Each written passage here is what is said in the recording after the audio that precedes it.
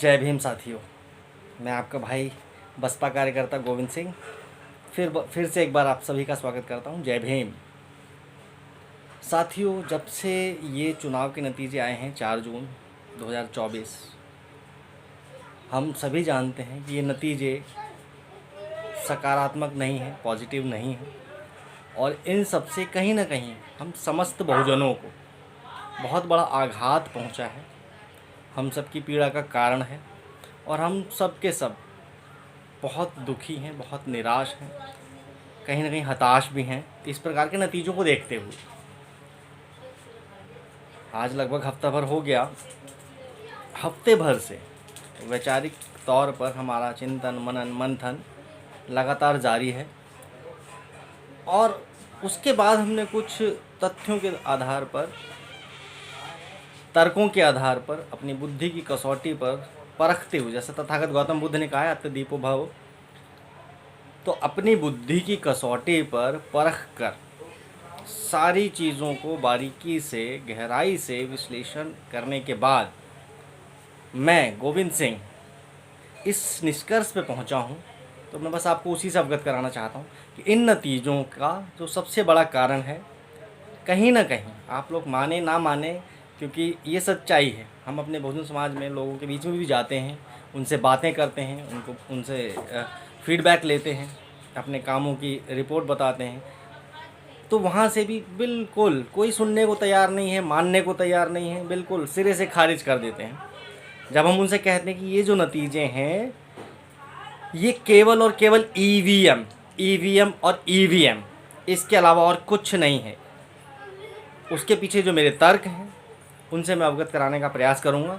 आशा करता हूं आपको पसंद आए। अगर पसंद आए तो आपसे पहली बार ये निवेदन करूंगा कि आप हमारे इस वीडियो को अधिकतम बहुजनों तक भी पहुंचाने का प्रयास करेंगे, क्योंकि देखो, अब से कई साल पहले, 2-3 सालों से हम देख रहे हैं, जब से 2022 के विधानसभा चुनाव का परिणाम आया था, उसके बाद से ही परमादरणीय बहन जी ने अपनी लाइन बिल्कुल क्लियर कर दी थी कि हमारी जो लड़ाई है अम्बेडकरवाद बनाम मनुवाद, ये सीधी लड़ाई है। जो बसपा में हैं वो बसपाई हैं, और जो तन मन धन से सपोर्ट करते हैं, समर्थन करते हैं बसपा का, अपनी जिम्मेदारी निभाते हैं, वो वोट भी देते हैं और एक नोट भी देते हैं। चाहे वो उसका माध्यम कुछ भी हो सकता है, चाहे वो सालाना सदस्यता शुल्क हो, या कोई पदाधिकारी, जिम्मेदार पदाधिकारी जब आपके पास रजिस्टर लेकर आता है, उस रजिस्टर में आप अपने हिस्से की पे बैक टू सोसाइटी करते हैं, तो तमाम तरीके से आप सहयोग समर्थन करते हैं। और बहुजन समाज पार्टी भारत में एकमात्र ऐसी राष्ट्रीय राजनीतिक पार्टी है जो अपने समाज के, बहुजन समाज के दिए हुए एक एक रुपए के चंदे से चलती है, और उसका मुकाबला किन मनुवादी दलों से है, जिनके पास इलेक्टोरल बॉन्ड का अकूत धन संपदा मौजूद है। उसके अलावा केंद्र से लेके कई राज्यों में, अनेकों राज्यों में उन्हीं मनुवादी लोगों की सरकारें ऑलरेडी चल रही हैं, तो उनके पास ना तो मनी माफिया, मीडिया के अलावा लोकतंत्र के जो चारों स्तंभ हैं उन पर एक तरफा उनका कब्जा है। तो उन्होंने अपने सारे संसाधन लगा करके, जी हाँ, अपने सारे संसाधन लगा करके ईवीएम को इस प्रकार से सेट किया है, इस तरीके से उससे परिणाम लिए हैं कि जिससे सांप भी मर जाए और लाठी भी ना टूटे, जिसका खुद एक प्रत्यक्ष प्रमाण है। नतीजों के बाद चुनाव आयोग ने अपनी प्रेस कॉन्फ्रेंस की, और उसमें एक तंज कसा। केंद्रीय चुनाव आयोग के जो जिम्मेदार पदाधिकारी हैं, प्रवक्ता हैं, उन लोगों ने वीडियो अपनी प्रेस कॉन्फ्रेंस में ये तंज कसा कि अब तो ईवीएम पाक साफ है। तो इसका मतलब कि उन लोगों ने घोटाला घपला ज़रूर किया है, लेकिन उसके नतीजे इस प्रकार से दिखाए गए हैं, क्योंकि सीधी लड़ाई किसकी थी? अम्बेडकरवाद बनाम मनुवाद की। अम्बेडकरवादी पार्टी भारत में यदि कोई एकमात्र राष्ट्रीय राजनीतिक पार्टी है तो वो बहुजन समाज पार्टी है। उसकी लड़ाई समस्त मनुवादियों से है। ये मनुवादी अच्छी तरीके से जानते हैं। अब चाहे वो बीजेपी के एनडीए वाले 38 दलों का गठबंधन हो, या इंडिया अलायंस के 28 दलों का गठबंधन हो, ये वो सब लोग जानते हैं कि बसपा से सीधी टक्कर अगर होती है तो उन मनुवादियों के पास लोग नहीं हैं, धन संपदा संसाधन कुछ भी उनके पास हो, लेकिन उनके पास लोग नहीं हैं। जी हाँ, अभी 1931 की जो जनगणना के आंकड़े थे, उसके बाद बिहार जैसे राज्य में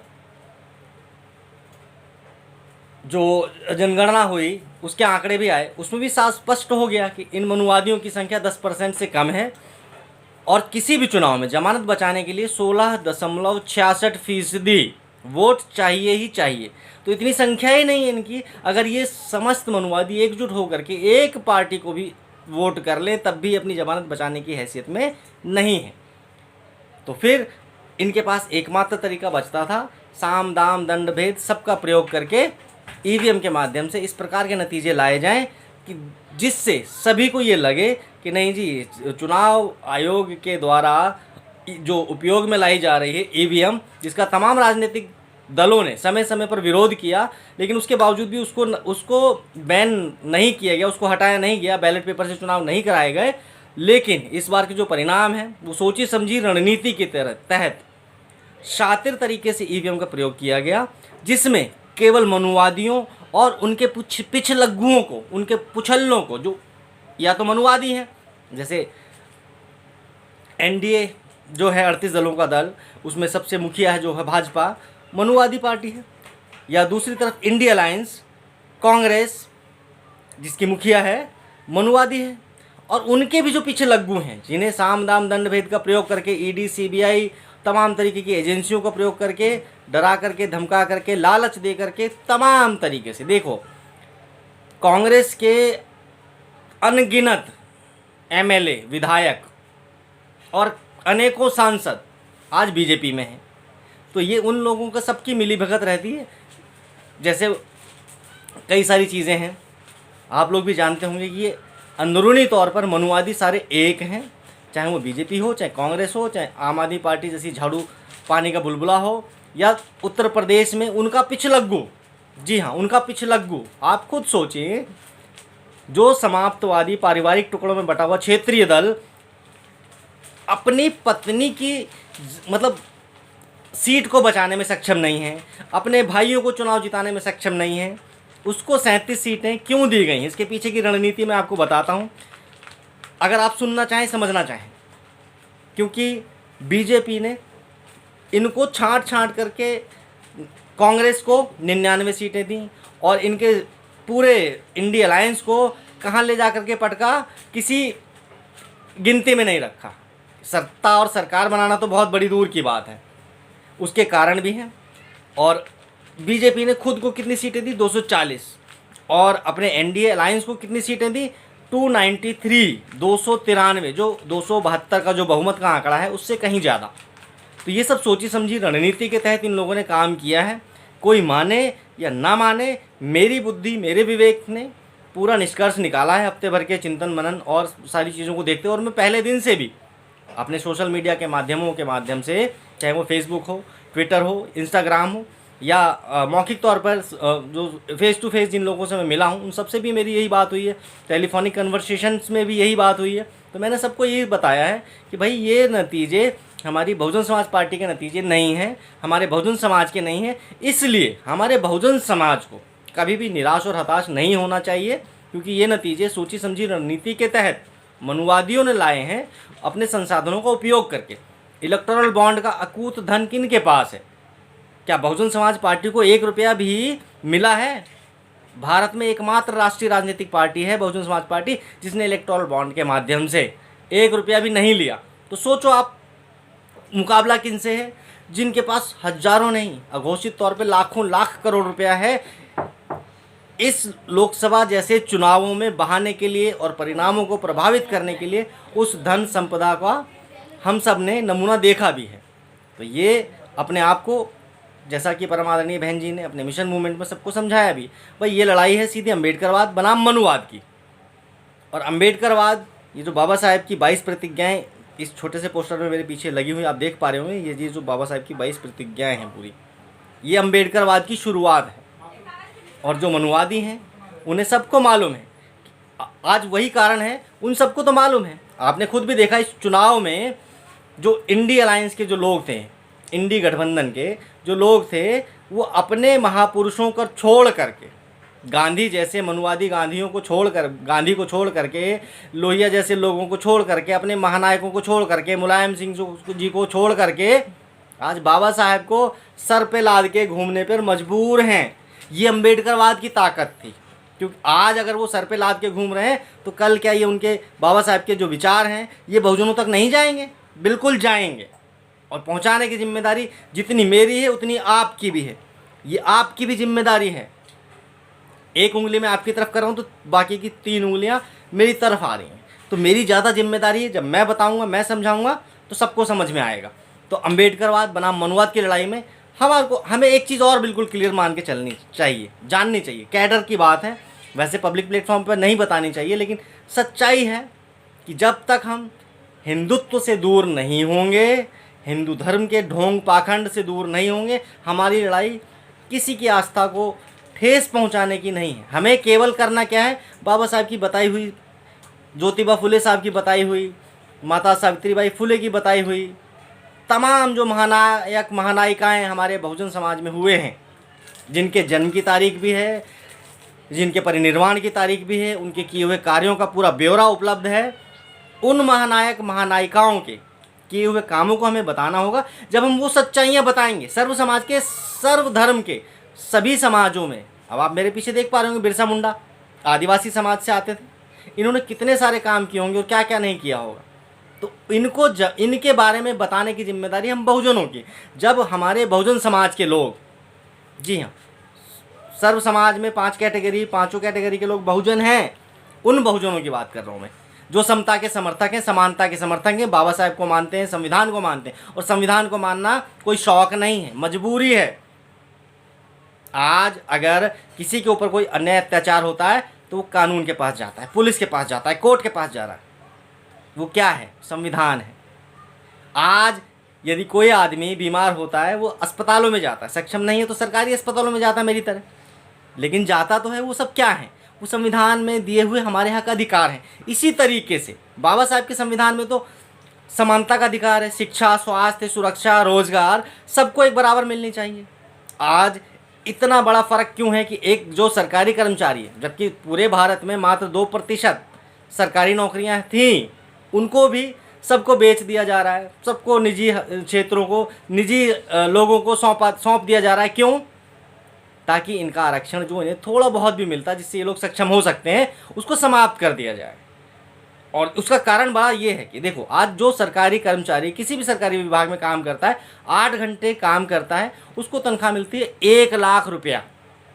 आज मैं जून महीने में 2024 की बात कर रहा हूँ, महानगरों में जो जितने भी सरकारी कर्मचारी हैं, लगभग 1 लाख रुपया तो मिनिमम उनको तनख्वाह मिलती है।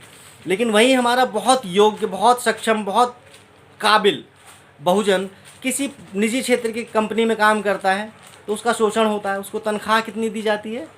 बमुश्किल 8 से लेकर के 15-20 हज़ार मैक्सिमम, जो वर्तमान के हालात हैं, जो मैं देखता हूँ, जिनको डेली मैं और आप सभी लोग देखते हैं, महसूस करते हैं। तो ये जो फ़र्क है, इस फ़र्क को मिटाना अगर है तो हमें संविधान को संविधान की मूल भावना के अनुसार लागू करवाना पड़ेगा। करवाने में सक्षम कौन है? केवल अम्बेडकरवादी एकमात्र राष्ट्रीय राजनीतिक पार्टी बहुजन समाज पार्टी।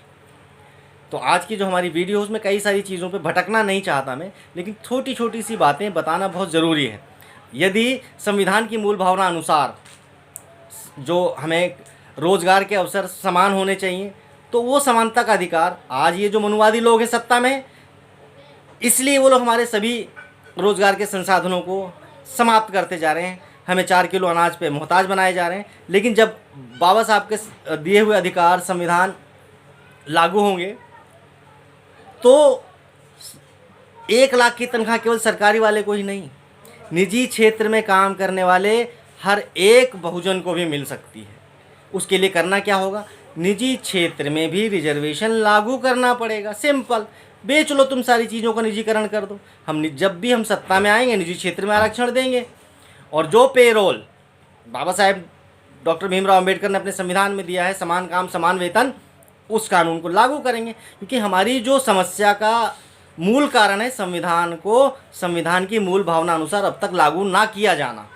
और जब हम लागू कब कर सकते हैं? जब हम संगठित होंगे। संगठित होना हमें पड़ेगा।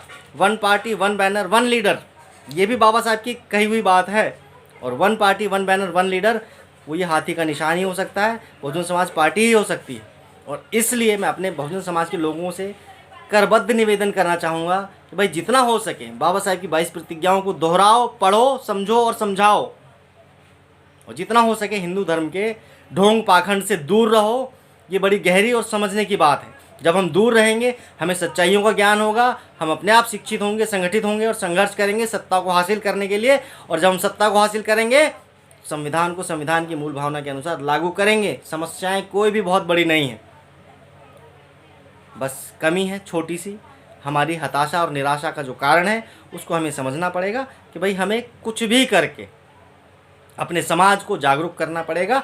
समाज हमारा बड़ी तेज़ी से जागरूक हुआ है। आज इसी वजह से ये मनुवादी इस स्तर पर गिरने के लिए मजबूर हो गए हैं कि आप देखिए इन्होंने इस लोकसभा के चुनावों में परिणाम कैसे दिए। जो इनके मतलब के लोग नहीं थे, जिनको ये हटाना चाहते थे, अब आप देखिए फैज़ाबाद सीट को भाजपा जानबूझकर हारती है, जानबूझकर हारती है। जी हाँ, स्मृति ईरानी अमेठी से जानबूझकर हराई जाती हैं।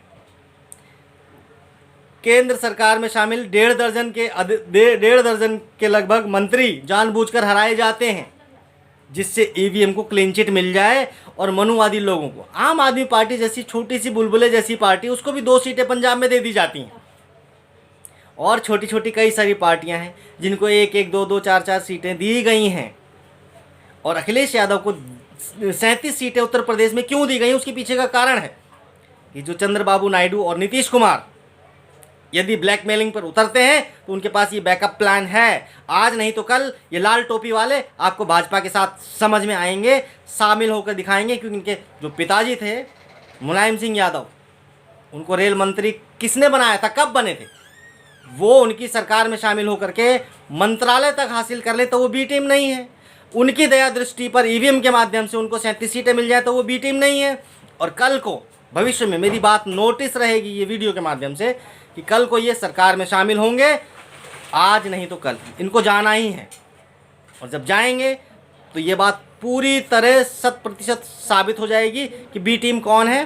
क्योंकि बी टीम का ये जो फर्जी इन लोगों ने नारा गढ़ा था बहुजन समाज पार्टी को और बहुजन समाज के लोगों को बहकाने के लिए, ताकि ये जो मनुवादी लोग हैं अपने चारों लोकतंत्र के चारों स्तंभों का माध्यम से, मनु मीडिया के माध्यम से सबके दिमागों को बरगला सकें और ईवीएम के माध्यम से मनमाफिक रिजल्ट ला सकें, और जिससे सांप भी मर जाए और लाठी भी ना टूटे। और मुझे लगता है आज की वीडियो काफ़ी लंबी होती जा रही है, बातें तो बहुत सारी हैं और बाकी की वीडियो अब मैं कोशिश करूँगा कैडर की बातें भी आपको समय समय पर बताने का प्रयास करूँगा। अभी फ़िलहाल के लिए इतना ही। जय भीम, जय बसपा, भारत का संकल्प बसपा ही विकल्प। जय भीम, जय बसपा।